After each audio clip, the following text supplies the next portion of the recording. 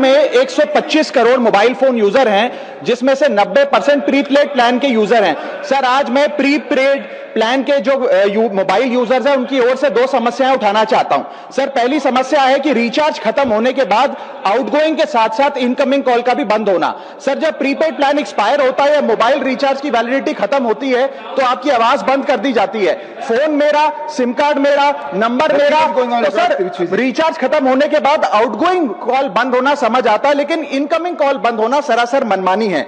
Sir, हमारा mobile number आज हमारी डिजिटल पहचान बन चुका है। एसेंशियल कम्युनिकेशन जैसे कि UPI payment, banking, OTP, train ticket OTP, PAN Aadhaar authentication, interview का कॉल, हॉस्पिटल का कॉल, मां बाप का गांव से कॉल, तमाम चीजें इनकमिंग कॉल और इनकमिंग एसएमएस से आती है और वो इसलिए बंद कर दिया जाता है कि इंसान एक रिचार्ज कराना भूल गया।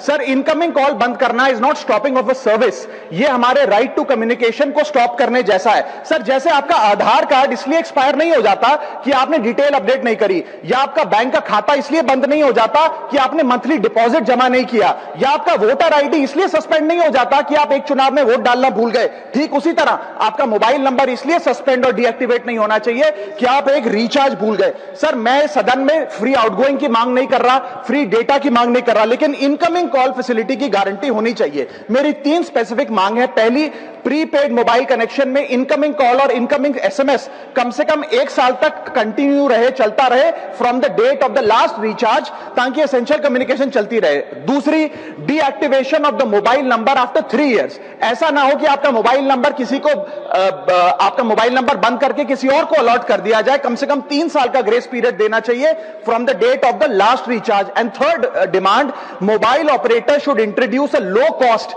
Incoming only plan. वो लोग जो सिर्फ इनकमिंग के लिए फोन रखते हैं उनके लिए, जैसे कि 10 रुपए में 180 दिन की इनकमिंग कॉल की फैसिलिटी, इस प्रकार की स्कीम्स मोबाइल ऑपरेटर को लानी चाहिए।